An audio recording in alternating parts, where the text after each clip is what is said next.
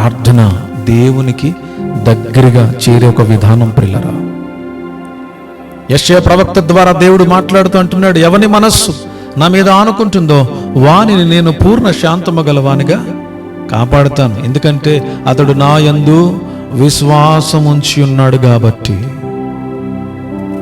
ప్రే without Cs, ఎడతెగక ప్రార్థించండి. అది దేవుని చిత్తం, అది దేవుని చిత్తం. ప్రార్థించటం అంటే ఏంటి? ఏదో కాసేపు కాలక్షేపానికి లేదా ఫ్యామిలీ ప్రేయర్ చేసుకుంటున్నావు, చాలా సంతోషం, కాదని నేను అనడంలే. సంఘం ప్రార్థన చేస్తుంది, చాలా సంతోషం. నీకు స్త్రీ ఫెలోషిప్ ఉంది, వెరీ గుడ్. లెమన్ ఫెలోషిప్ ఉంది, వెరీ గుడ్. యూత్ ఫెలోషిప్ ఉంది, వెరీ గుడ్, వండర్ఫుల్, కాదని నేను అనడంలే. పాస్టర్స్ ఫెలోషిప్ ఉంది, వెరీ గుడ్. ఎన్ని ఫెలోషిప్లను ఉండొచ్చు, కానీ నీకు పర్సనల్గా వ్యక్తిగతంగా దేవునితో ఫెలోషిప్ లేకపోతే మాత్రం జ్ఞాపకం తెచ్చుకో, నువ్వు వేషధారు అని బైబిల్ చెప్తుంది. నువ్వెన్నైనా చెప్పు, నలుగురిలో నేను ఎన్నైనా మాట్లాడొచ్చు, ఇక్కడ కూర్చుని ఇక్కడ ఉన్నటువంటి సహవాసంతో పాటు లైవ్లో అనేక మంది వీక్షించవచ్చు, అనేక మందికి నేను మంచి ప్రసంగికుడిగా కనిపించవచ్చు, దేవునికి స్తోత్రం.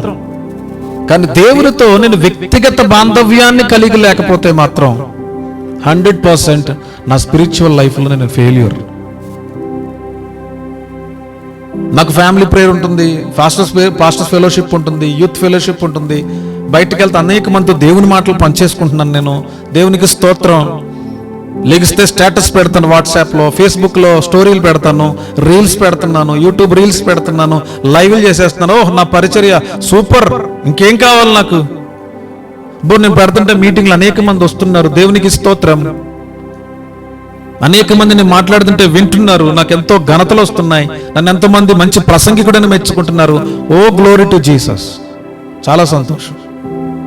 What about your personal fellowship? And what about and personal intimacy with God? What about your prayer life? You have everything. You have everything in this world. ఈ ప్రపంచంలో ప్రతిదీ నువ్వు కలిగి ఉన్నావు. మరి దేవునితో వ్యక్తిగత బాంధవ్యం లేకపోతే దేవుని చిత్తంలో నువ్వు ఉన్నట్ట? Unless you have a fellowship with God, is that God's will? నువ్వు దేవునితో వ్యక్తిగత బాంధవ్యం లేకుండా ఉండడం అనేది దేవుని చిత్తమా?